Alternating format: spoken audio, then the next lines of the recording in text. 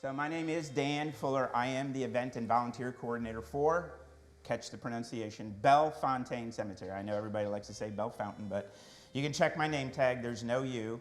So we are named for the road that led up to Fort Bellefontaine, put in place by the Americans in 1804. One of the first questions people ask me is, what's the best time to come up to the cemetery? And what I'm trying to illustrate with this slide is there's really no bad time. Each season has its own unique aspect, and as you can imagine with this light snow that we have, the cemetery has a completely different look about it. We love to share the stories, and we have this little moniker where we say, every stone tells a story, however, not every story has a stone. And of the 87,000 burials, about 15% are unmarked. Now, sometimes people are kind of surprised about that. Sometimes that's intentional. Sometimes that has to do with one's religious beliefs. German freethinkers are notorious for not marking. Another aspect, and as we get ready to go into Black History Month, African Americans of wealth in St. Louis will many times choose not to mark, therefore not identifying themselves as having wealth, especially in those Jim Crow era. So for us, some of our well-to-do African Americans are very limited in their marking or not marked at all. And then there's also the possibility that there was a marker there and it had failed over time. And it is up to the family to replace or not. If there's an endowment in place, we can go ahead and replace it. But if there isn't one, that is up to the family to decide to mark or not. Another thing I want to point out, especially from my presentation today, which is going to be focused on the architects, I take artistic liberty, so I've included a few people who are not technically architects, but I still put them into that realm, and I think you'll see why. And this is just little views around town, the Corinthian Column Water Tower in North St. Louis, of course, our cathedral, and our old cathedral, and then that is a mausoleum at Bellefontaine, and we'll talk about that in just a little bit. But I'm going to jump right into it and make out the fact that Coloring St. Louis was the inspiration behind this. We now work very closely with the Missouri History Museum. They give me an advanced notice about different programs that they're doing, so I can then coincide our research at the cemetery with that. So a couple of years ago, they said they were doing Coloring St. Louis, and so I dusted off all of the material and looked for some of our architects. Some of these names you'll know, some names you will not. A name that's very well known in St. Louis for school architecture is Eitner. He's not buried with us. He's actually someplace else. But another person who was basically in the same office during the same time is Milligan, and he is with us. He's credited with over 40 buildings in the city of St. Louis, mostly associated with the public schools. And I'll show you one in particular, which is very much of interest. But I did want to point out the monument, because this is another opportunity for me to explain the iconography and the monumentation at Bellefontaine Cemetery. When you come out to the cemetery, the majority of the monumentation you're seeing are not tombstones. They're footstones.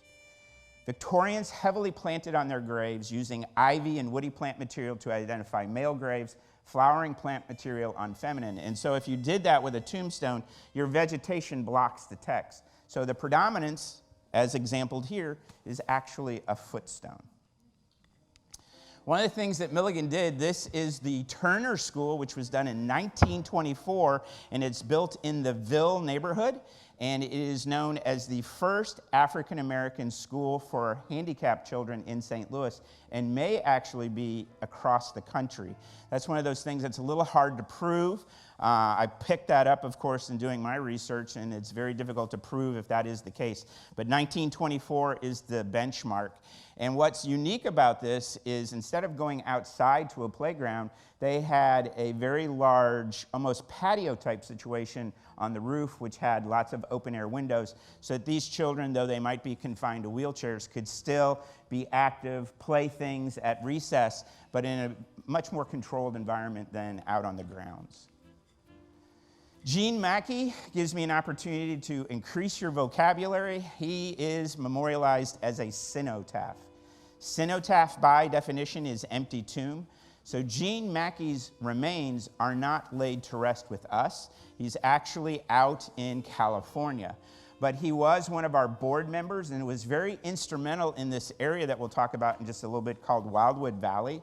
And so when he did pass, the board decided that there needed to be memorialization to acknowledge that. So this piece was created by Abraham Moeller, a local artist, and you can see it reads pretty much like a tombstone, but just keep in mind, it is a cenotaph.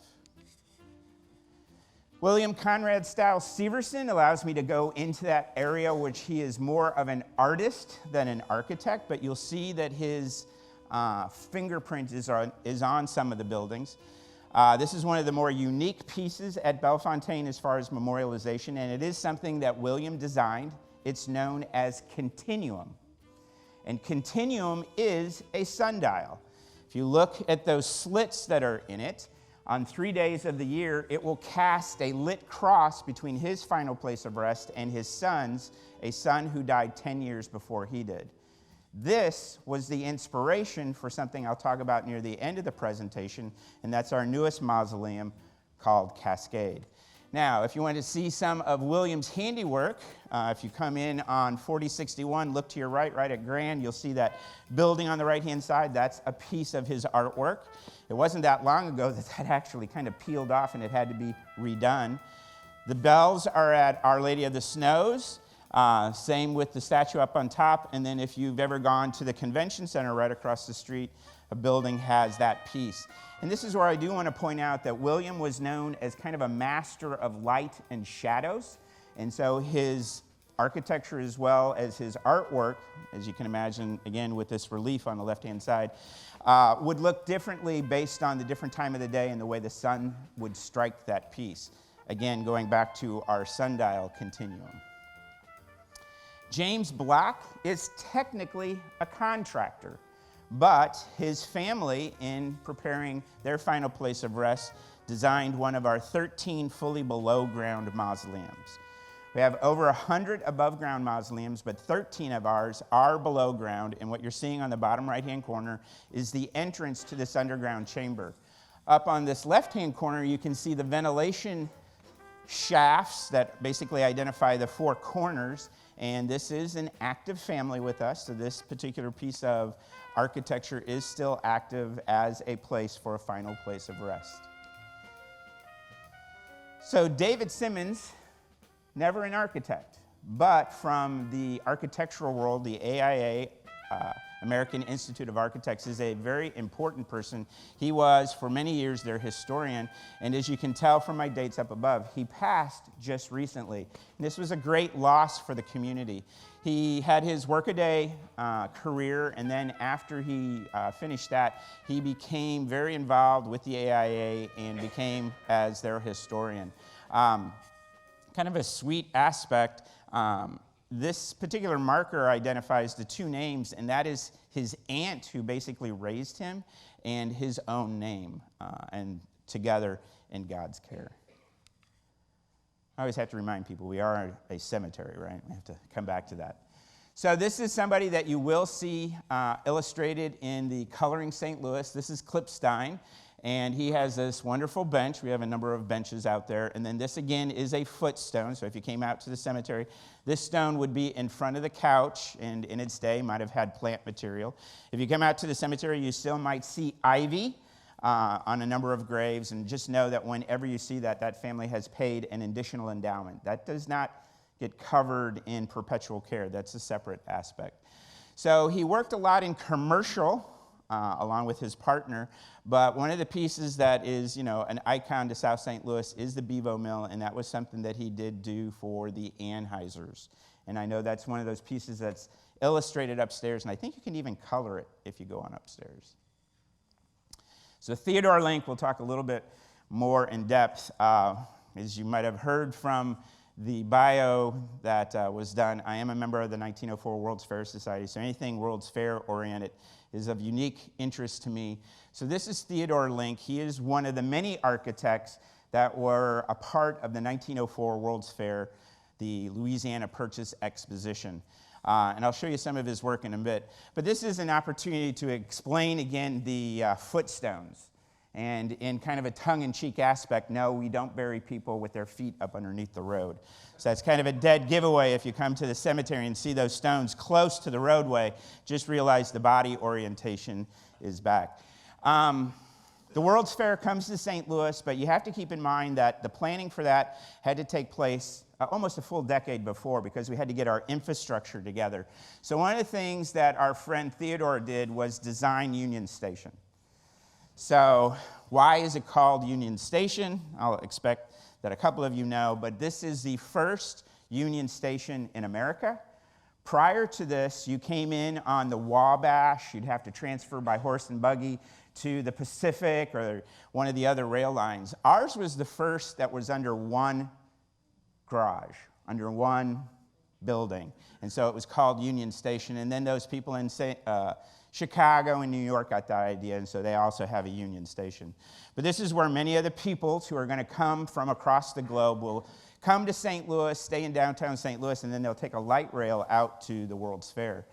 Now, at the same time that the fair is being put together, Theodore Link was given the commission of doing the new state building in Jacksonville, Mississippi. And so that is his piece of architecture as well. So he's not just a local boy, he's doing things more regionally and nationally.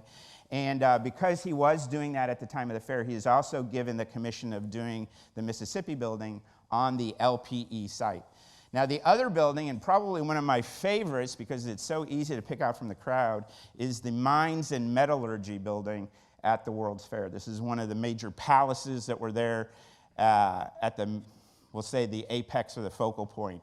And they're very telltale by these obelisks, which we'll talk about in a little bit because they're so significant to the cemetery. Eugene Klein, another gentleman, much like Klapstein before, is really a part of a dynamic duel, a partnership, and together they will do a number of municipal buildings. Hopefully you guys all recognize the original Kiel Auditorium over there on the right. And again, here we have an example, allows me to kind of lay the groundwork if you ever come out to the cemetery.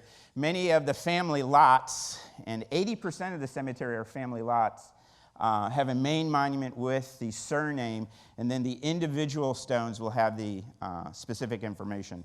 If I digress a little bit to our African Americans, if you come out to the cemetery and maybe see footstones that just have initials, that could also indicate somebody who's trying to kind of keep a low profile. George Kessler. Anybody know George? Anybody from Kansas City? There is a Kessler Society in Kansas City. If you've ever been to Kansas City and was appreciative of those parkways and the fountains, that's all George Kessler's handiwork. For the 1904 World's Fair, this is the man who is the landscape architect. You have all these different disciplines, and of course, this is well over 1,000 acres, over 1,000 buildings. And so what you have to have is you have all these independent people working together to try and come up with a formulated idea. And Kessler is in charge of kind of the fabric, the landscaping aspect. Once the World's Fair is over, and our fair is the only fair that made money, we had a surplus of funds, and the city of St. Louis was gifted with three things. The statue of St. Louis on top of Art Hill. Number two is his commission, which is the World's Fair Pavilion on top of what was known as Government Hill. A lot of people think that was there for the fair. It was not. It was done afterwards. So this is a nice little shot down where the colonnade is going through. And then the last gift is very close to where we are, and we'll talk about that in a little bit. And of course, I included one of the fountains for Kessler's work. George is very regional. He does the World's Fair here. He does all of those parkways and whatnot in Kansas City. And at the time of his death, he's actually working in Indianapolis. And he dies, and he will come back to Bellefontaine Cemetery to a family lot. Where's that fountain? That fountain's in Kansas City. The Givens. If you are a fan of Washington University, Givens Hall is what you have a photo of. And what you might not realize is we're actually talking about a father and son combination. So this is Joseph W. Gets very complicated, of course. Here's the Givens lot. And Joseph was significant with the remodel of Tower Grove House. If you didn't know, and this is one of my favorite pictures to illustrate, the original house had a 3-story servant's wing on the left-hand side. That house had no indoor plumbing. William Trelease and his family moved into it, and after a short period of time, Mrs. Trelease is not too thrilled with running the children back and forth to the outhouse. So they do petition basically the board, and they will do the remodel. And it's the Givens who are brought in because they had a particular skill and ability with this new thing called indoor plumbing. And so if you ever do make it to Tower Grove House at the Botanical Garden, definitely check out the bathroom, because that is a 1912 bathroom that's never been touched after 1912. So it's a wonderful little time capsule to check out. The other thing that Givens did, and this is, I can be critical, he aligned the floors. The servants' wing that was there originally were not in alignment because they were 2 different functions. If you didn't know, the servants didn't get to go over to where Henry was unless Henry wasn't there. He didn't like to see the servants. And so basically what the Givens do is they'll align that. And again, it is the house that you go through today. Very different from when it was in Henry's time. This is his son who Joseph B. instead of Joseph W. Makes things, a little more complicated. He's the one who wants to endow Washington University so that a building can be built in his father's name. And of course, he's getting press on that as well. All right, got to spend a little time here. In the 1970s, this structure upon Bellefontaine's property was included in the National Registry. Now, per the early 2000s, the entire cemetery. But this is one of the most unique pieces of architecture you will find, and I'll tell you a few of the secrets. But this is something that you will see quite a bit of display upstairs in Coloring St. Louis, so I definitely suggest you go take a look. This is designed by arguably one of the fathers of American architecture in Louis Sullivan. And we're going to talk about a couple of other firms close by that help out Louis Sullivan. But one of the very first things that we point out as a cemetery is there is no Wainwright name. It's very unique, okay? Louis Sullivan convinced an egotistical beer baron in the form of Ellis Wainwright that this was a piece of pristine architecture and needed no name to identify it. So this, since it was completed in the 1890s, has never had a name on it. And through another member of the AIA here in St. Louis, we have been able to identify some other unique aspects that coincide. If you guys ever make it to the Wainwright building, all of that terracotta work is very inspired by the hop, because that building was built for the SLBA, the St. Louis Brewing Association. This is built for the wife of Ellis, who her name is like escaping me right now. I'm sorry? Charlotte, very good. So the outside of this is all about the seasons. Oops, too fast. So if you were to walk up to it, what you'll find is 4 different images, and this is inspired by the seasons and is a recurring piece of what's known as iconography in the cemetery. So this is what faces northeast, and so this is where the sun rises, and this represents spring.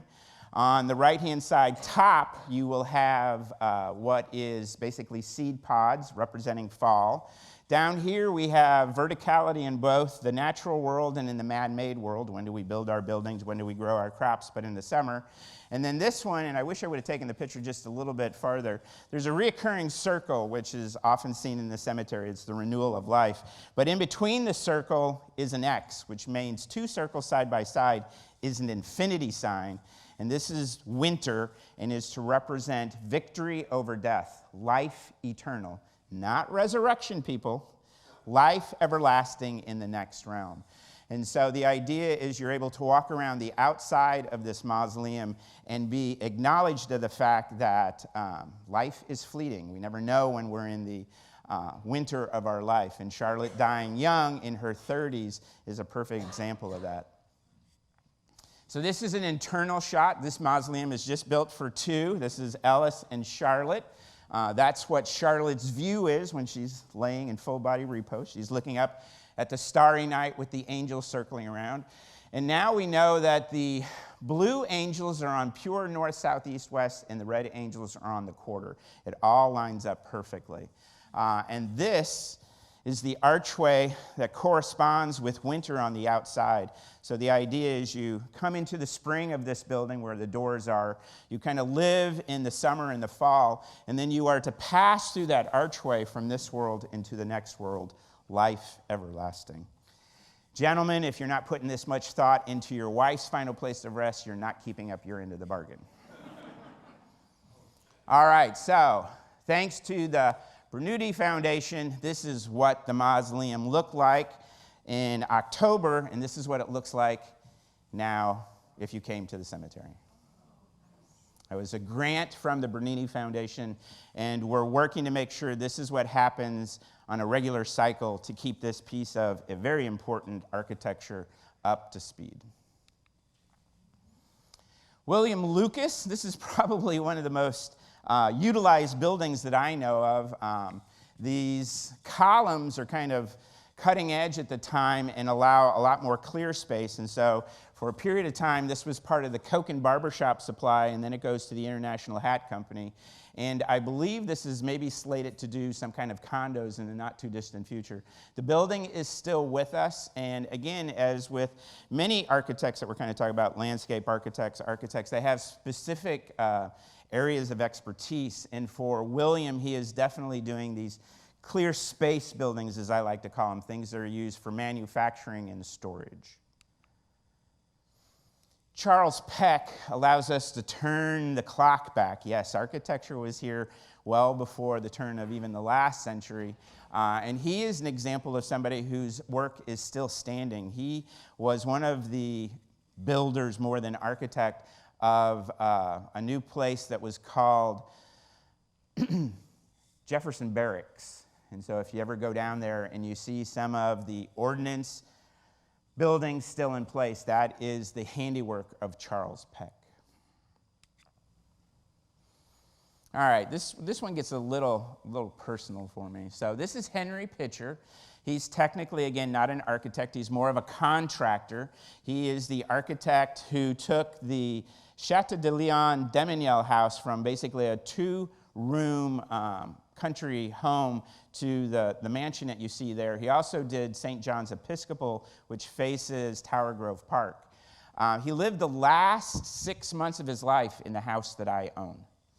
And this is actually how I got connected with Bellefontaine Cemetery, because I was doing research on the people who lived in my house, identified that Henry was at Bellefontaine, came out and took a look at it, and they mentioned the fact that they were having an event called Bell Fountain in Bloom. You notice how I said that? I said it the wrong way, because that's what they said, and I'm the one who constantly telling them it's Bellefontaine.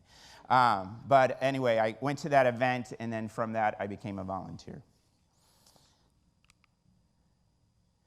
So Charles Kirkpatrick Ramsey is an example of somebody. There are over 14 family members on this family lot, not a single marker. I'm not sure why. I'm not sure if that is of a personal belief or if that is a victim of circumstance, but it is a very significant architect here in St. Louis. He is an important member of the AAA, but more importantly, he's the architectural firm here in St. Louis that's working with Sullivan Adler up in Chicago, and they're the ones who are doing the day-in, day-out aspect of the Wainwright Building downtown St. Louis. So, the Wainwright Building, arguably one of the very first skyscrapers in the world. And people automatically jump to a vertical aspect, that it's the tallest building. That's not what they're trying to explain to you. What they're telling you is this is all a facade. And what is holding this building up is a steel skeleton inside. And this is basically a curtain wall. So that steel skeleton is what's going to allow these buildings to grow taller and taller and taller. And so it is the first skyscraper. All of the memorialization, I said memorialization, all the decoration on the outside of this is for the hop, because Ellis Wainwright was one of the people who orchestrated the SLB coming to St. Louis. If you didn't know, that's the first time the Belgians came to town. And they unified 15 of the middle-sized breweries in an attempt to compete with the big two. That would, number 2, Anheuser-Busch, and number 1, the Lemps. So the Belgians coming and buying out Anheuser-Busch is just the normal cycle of life here in St. Louis. George Martin is in one of our still fenced lots. Originally, the cemetery had many fences and coping. That's a low retaining wall. And the idea of that is the families were responsible for the yards within. Now, if you come to the cemetery and you see the fencing or the coping in place, that family has paid an additional endowment for us to maintain that yard within. You can tell with George, we've really turned back the hands of time, and he is the architect for what is known as the Old Cathedral. And I love these two pictures because this is what it looked like in its historic context. Of course, all those buildings have been removed for the Jefferson Memorial expansion, the arch grounds today. But that's what it looked like when it was built and designed by George. Okay, taking artistic liberty. This is George Chambers. He is a stained glass artist. He's also on our Art and Artist Tour. He paints, but his most recognized piece is this allegory window that is at Union Station. So this is Theodore Works' handiwork, but it houses this unique piece of stained glass. And what you basically have is you have San Francisco and New York flanked with St. Louis in the middle. And the idea is, again, St. Louis bridging this continent with this piece of stained glass. So I'm sure many of you have gone to this particular place at Union Station because this is where that archway is that everybody likes to talk into the wall and go across. So, we're trying to do some more research on George because I feel that some of our stained glass in our mausoleums was created by George, who would have been kind of our Tiffany of St. Louis early in our history. He died, as you can see, relatively young and kind of fades away to people's memory, but I like being able to bring him back a little bit. This brings us to our piece of architecture, which was designed by Ames and Young. This is Hotchkiss Chapel, which was built in 1909. And this is, again, where I revert to the fact that we are a cemetery. So what you're looking at, let's see if this has got a pointer, maybe not. So it's a chapel on the front, which holds 50, and then this bump out on the back is a receiving tomb. We're far enough north that we could not bury in the winter months, and so the way this would work is there'd be a service in the chapel, and then your loved one would be placed in one of 40 receiving crypts. And that would hold true until the spring thaw, and then the receiving tomb would be unloaded. From 1909 until the 1950s, that was active. And then we bought a piece of diesel equipment we could break ground any time of the year we wanted. And so from the 1950s until 2009, this was fairly underutilized. And then our board decided to repurpose. So still a chapel on the front, but now what was the receiving tomb is a columbarium. That is a place to inter cremated remains. So this is that 2009 remodel taking place. So the plaza out front is also new. And then this is where the chambers were for the vaults. And this has been converted over to over 600 niches for cremated remains. This has also been now home to 14 weddings. Not unusual for historic cemeteries to do weddings. I already have 2 weddings planned for 2023. It's, again, a very quaint space, holds about 50, but we've done our largest wedding out on the plaza holding 150. Louis LeBlum, we're actually doing a little bit more research on him. He's one of those people, he's a kind of a transition architect because, again, we're in that time frame where you have buildings that sometimes get repurposed. So basically what you're looking at now is not LeBlum's work. It's kind of underneath layers of it, so you'd have to pull away the layers to see his work. This is more indicative of his work. He did a number of the libraries for the city of St. Louis, and those are predominantly Carnegie libraries, believe it or not. But over time, they're remodeled, sometimes torn down. If you didn't know, the main library right across from Plaza Frontenac exists no more. It's been removed. It's going to be replaced.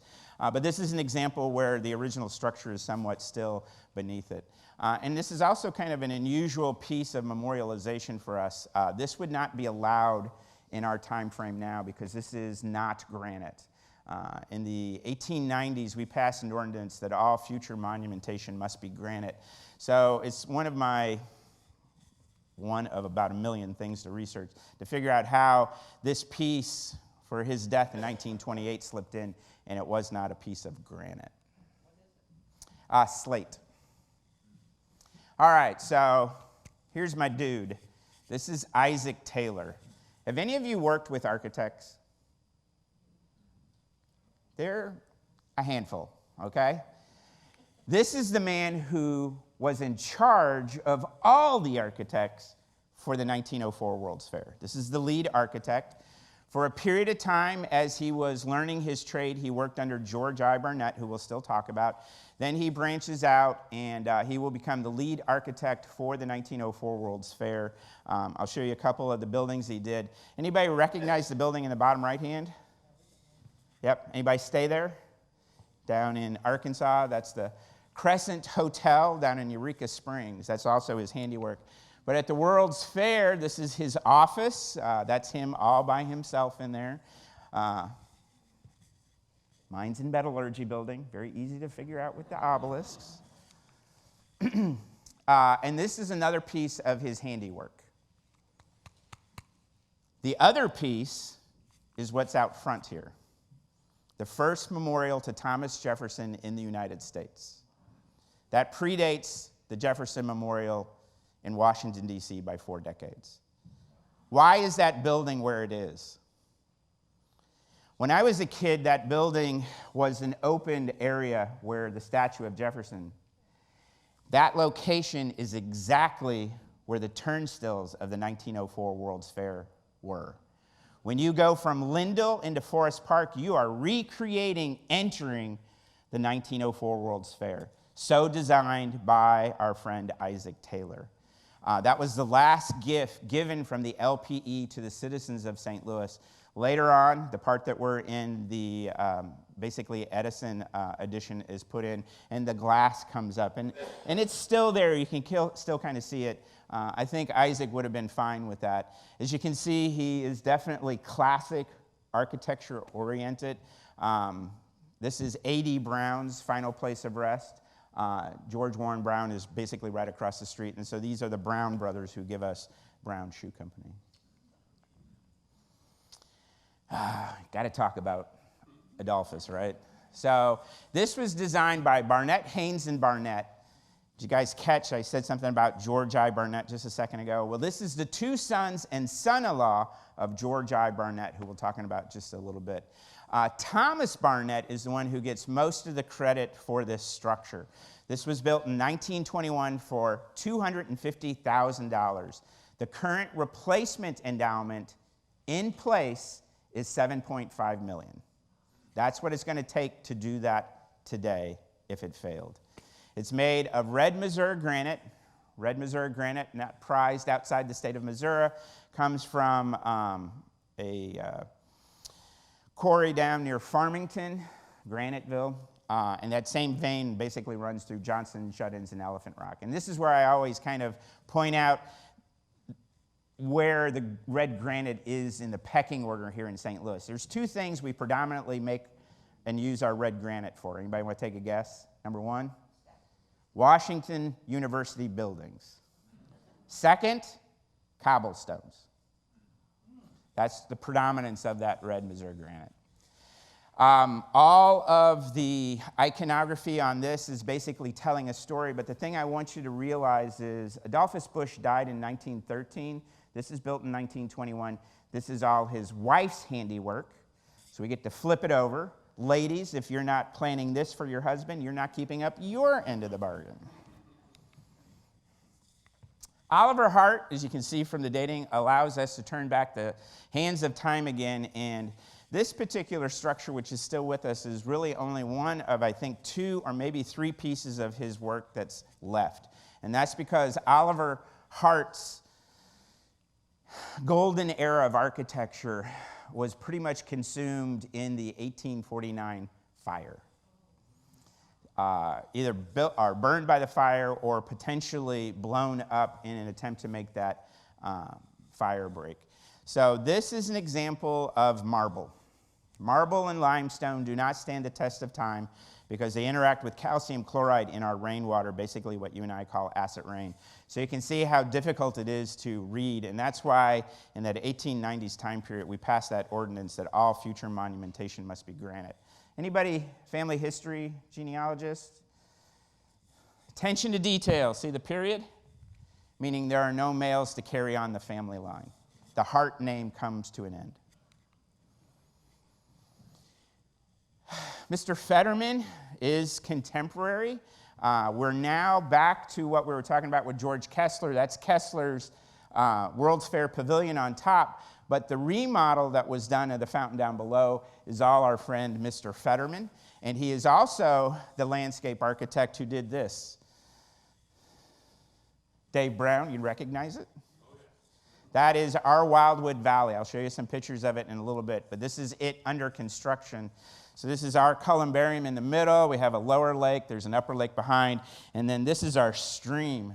This is part of what was a 2015 remodel, and it's all Mr. Fetterman's handiwork when he planned his final place of rest. Apparently this was one of his favorite projects, and so he wanted to be there at Bellefontaine Cemetery with it. So that's what it looked like under construction. This is what it looks like now. It's the first ever botanical garden type setting in the United States. The little over 1 acre garden has about 17,000 individual plants. William Slicer, and again, if you go upstairs, you'll see his name, especially associated with these, which you'll find very heavily in and around Lafayette Square. He is a residential architect. He spends most of his time doing that. He'll do a couple of other commercial projects, but not anything that I could find that still exists today. And his memorialization is, you know, a little more subtle. Architects are not known for keeping their money, so... Yes, I include James Buchanan Eads, even though he is more engineer than architect. But, you know, before the statue of St. Louis, the image that was most associated with St. Louis, whenever you saw brochures and something, was this bridge. The first bridge across the Mississippi, where we are here in St. Louis, and the first bridge to use structural steel for its main building component. And it is significant, and if you look at some of the architecture in and about St. Louis, those arches will definitely be inspiration to later architects. All right, finally got to him.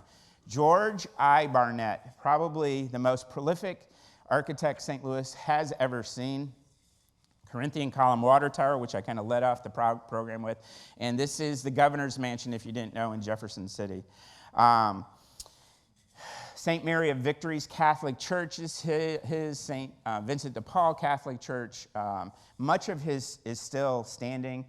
Tower Grove House, which I showed you before, is his, and he even designed his house that was at 7th and Locust, which was later then moved to the Botanical Garden. He is the most noted of architects, and like I said, Isaac Taylor worked and studied under him for a while, and then Barnett, Haynes and Barnett are his two sons and son-in-law. Now, interesting little story. Remember, this is where we get to connect the dots. And this is pure speculation on Dan's aspect. But this is George on the left, his wife on the right, and those are marble, and they're fading away. And Thomas Barnett bought a whole lot of red Missouri granite. And I think maybe the quarry kicked in an extra piece for memorialization for his mother and father. So that is a repeat. He saw that these two pieces were fading away. He wanted to make sure that his father was remembered, and so there is that piece in the middle, which is kind of a variance from our normal rules and regulations, which basically state one grave, one marker. So here's some of his handiwork, St. Vincent de Paul. I don't know if you guys realize this or not, but that's that church that if you're heading from south to north on 55 that's basically at eye level right before you get onto the bridge taking you into Illinois. That's one of the oldest churches in St. Louis still active after, of course, the old cathedral. And that's a look at it inside. If you haven't been, I definitely suggest you go take a tour of it. And then what we have up here is the George Taylor Mausoleum, which is one of two left-standing mausoleums that George I. Barnett designed still on our property. William Rumbold. His handiwork is not the full building. His handiwork is the doming. He was more engineer than architect. He is also used later in his life as a consultant for the doming of our Capitol in Washington, D.C. And this is where I can talk a little bit more about the iconography. You'll notice that there's a downturned torch on his marker that identifies that the light of life has been extinguished, but with an inverted flame still burning, the immortal soul continues on. And as I like to think, with these domes still in place and still in buildings that are utilized, his memory continues on. And that'll also be something that you can go upstairs and see in the exhibit Coloring St. Louis. Somebody a little bit more contemporary is Isidore Shank. If you guys go down to Bolivar, you'll see this building right there. It's more on the contemporary side. These are his two sons. Actually, one of them still live in the house that he designed. And again, just another little example. So this would be what most people would call mid-century design. He, too, is unmarked. There's not a marker out there. So again, I don't know if that is by design or if it's just a happenstance. If you live in the Shaw neighborhood, you'll know that the street name Flad actually is for Henry. And Henry is more of what we would call a civil engineer. All the handiwork that he did has to do with infrastructure. So this, if you didn't know, is basically the pump house for our water system. That used to exist just down the hill from George I. Barnett's Corinthian Column Water Tower. So this was down the hill, and that is how that system worked. I don't know if you realize it, but those water towers are a misleading term. They're actually standpipes. At that point in time, we're using steam to propel the water, and steam will surge. And so those standpipes are there so that those surges will go up and down in that standpipe instead of blowing your fixture out of your house. Not a good thing, right? William Sylvester Ames. Here's another one of our three water tower standpipes.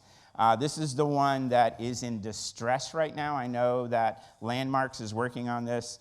Kind of an interesting conundrum, but the stairwell that's inside has collapsed.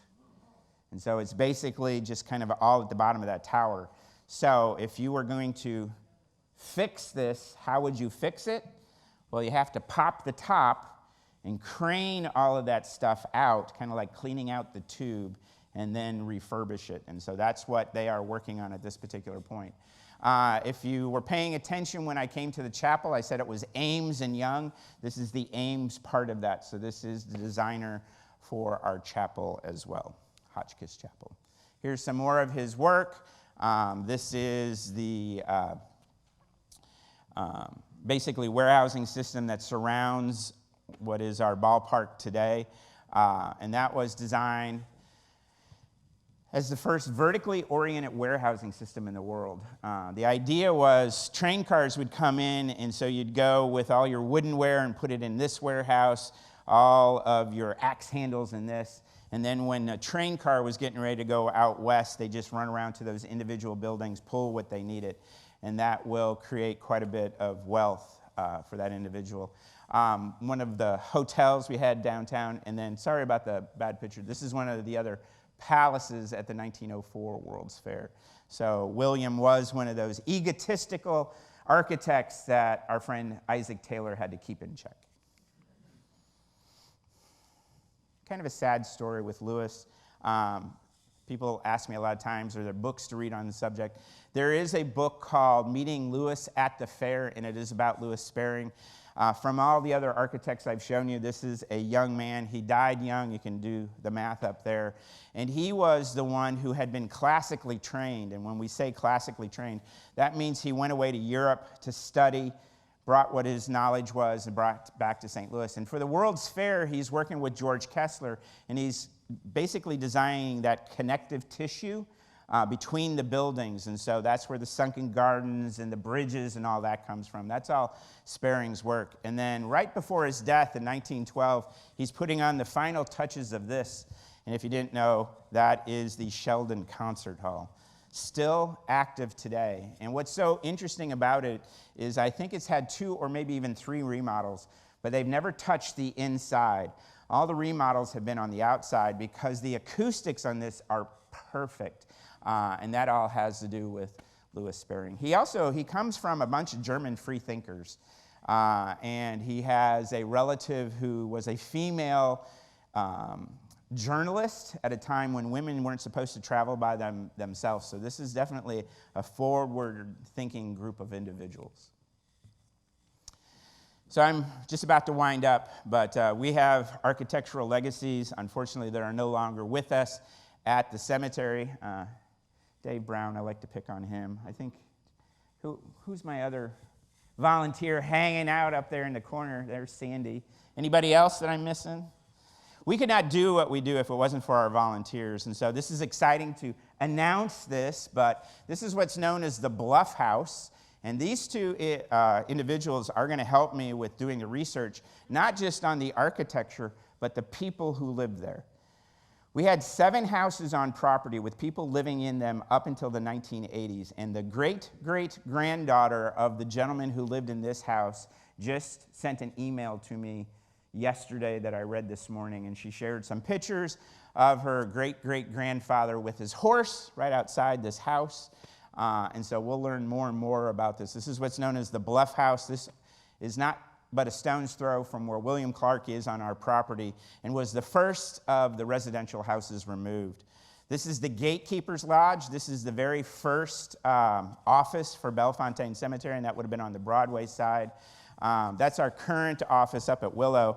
And then this is Hawthorne Gatehouse. And if I had a very clear picture, it would tell you you can take your automobile and your bicycle to the cemetery, but you ain't getting in it with those pieces of transportation. So you have to use traditional transportation in the cemetery, which means you had to walk or use your horse and buggy. So this is the Hawthorne home. Hawthorne Gate, again, now with what I think might be a building over one of our 16 springs. This is the Amherst Complex, which is the only building complex we still have in place. This was built in 1887. And then this was our number 2 service yard, which serviced us from about the 1880s until 1934, because, of course, the horsepower designing the cemetery is a horse, and more importantly, oxen. So those would have all been kept at the barn. That went out of vogue by 1934 when we created our 3rd service yard. All right, a couple of things to wind down with. We're working with the Missouri History Museum, Missouri Botanical Garden to create a Lewis and Clark Trail. So this is not complete yet. We should be having an opening on that in September. There'll be 5 interpretive plaques with QR codes that will take you further into the information you were just summarized on that. And then this is a piece of architecture designed by Thomas Wall and Associates. This is our newest mausoleum. The name will not be carved upon it until the first person is laid to rest. So this currently has no name, so we call it Cascade. And remember, I told you, kind of put in the back of your mind, William Conrad Stiles Severson's Continuum. That was the inspiration by that cross that's cut in a 30,000-pound piece of granite at a particular angle, so on the matriarch's birthday, it will cast a lit cross within the outline of a cross at the base of the steps, which is a time capsule. A lot of planning, right? The sculpture was done by Abraham Moeller. That's the person who did that piece for Gene Mackey. And we have a 3rd piece coming in from him, which will be an angel that will be installed fairly close to our chapel. So we're alive and kicking, folks. Still things going on at the cemetery. The neat thing about cascade is you are allowed to walk up on it, and when you get to the top of it, there's a viewing platform that looks back at the cemetery and gives wonderful views and vistas of the cemetery. So I see this as something that will become a point of destination for people to come out to the cemetery and see. To give you some scale, because this is thrown off a little bit, because architecturally it's what's known as perspective architecture. Those arches descend in size to make it look even bigger than it is, but the lion is 7 foot tall. Just a couple more photos, and then my last one is always, who did I steal photos from? So if anybody has any questions, I'm more than happy to field. Yes, sir. What was your, why don't you like ivy? What was the ivy? Oh, it's not that I don't like it. It's just that you don't see it much. People have to pay an additional endowment for the ivy. Even ivy only has a short life. It might last 20 or so years. So the endowment is in place to replace it when it gets too woody. So you just do not see it very often. And to me, it's a little misleading because in its day, ivy was for males and then flowering for feminine.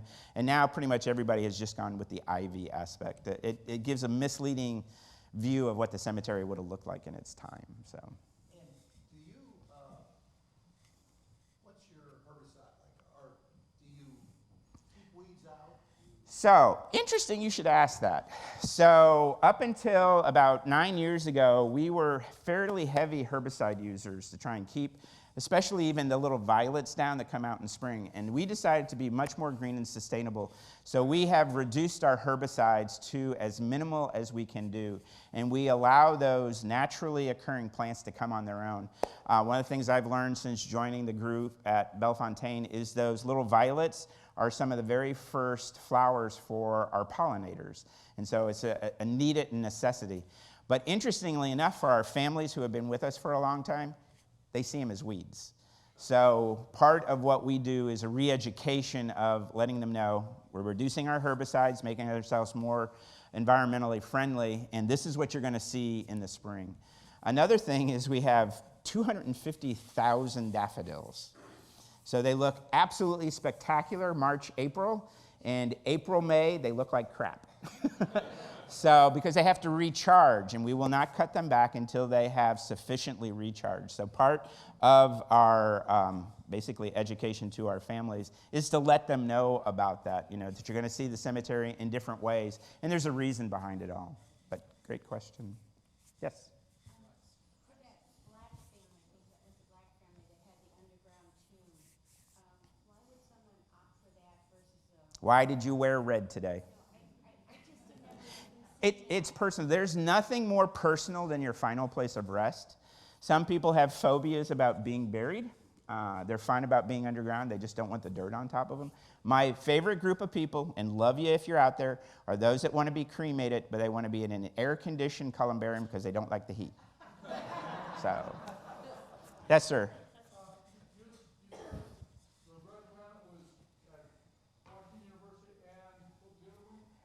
Cobblestones. If you look at all the cobblestones in St. Louis, those are pretty much harvested from Graniteville.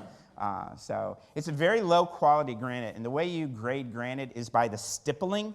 If you step away from it and you still see the stippling, that is a low grade granite. If you come out to the cemetery and you look at especially what's known as berry gray, it from just a few feet away is a very homogeneous look. It doesn't distract. So that's how they kind of grade granite. The number one granite in the United States comes from one source, that's Rock of Ages in Barry, Vermont. They'll even give you a certificate when you buy a Barry, Vermont granite piece, Rock of Ages. Anything else? Sure. How do you take a tour? Go to our website, BelleFontaineCemetery.org, and you click on events. It'll pull up a calendar. And for example, it would show you that tomorrow night we're doing an African American history Zoom. And on Saturday we have 2 trolley tours for our African American history, one at 10 and one at 1:30. And then you just go through the calendar and click and sign on. Most all of our tours are free, although we are charging a registration fee for our trolleys just so that we keep those filled. But we'll do 250 or so tours this year. So Best tour is a walking tour. Yep. All right, Standy, stand up, Dave. If you guys would give them a round of applause. I couldn't do this without the volunteers. So. 2014, we had 7 volunteers. We now have 125 volunteers. So. And seriously, we could not do half of what we do if it was not for our volunteer force, especially on the research side. If anybody wants to talk about Benjamin Howard, Dave's the person to talk to. Yes? I was just going to have you share, I noticed for the library, you've got a presentation coming up. Yes. Maybe you could share that. Sure. On February 11th, we will be out at Grants View, and that will be strictly on the genealogy side. Myself and 2 of the volunteers will put together a program which I am labeling Rock, Paper, Scissors. Rock is the monumentation, papers is the documentation, and the scissors is the stuff that overrides both of those other 2. I'll give you guys a little bit of an insight. Remember I told you about the receiving tomb? Cemeteries don't care when you die. That has nothing to do with what we do. We care when you arrive. My poster boy for this is William Clark. William Clark died in 1838, but he arrived to us at Bellefontaine Cemetery in 1860. His burial date is 1860. If you're doing family history or genealogy and you skip over that 1860 burial date because it doesn't coincide with your 1838 known death date, you just passed your ancestor. Cemetery inventory management system dictates that you acknowledge when they arrive. Of our first 6,000 burials, 3,500 were disinterment reinterments from the original 54 cemeteries in downtown St. Louis. All of their burial dates are when they arrived. Dun, dun, dun. And that's what we'll talk about. Thank you very much.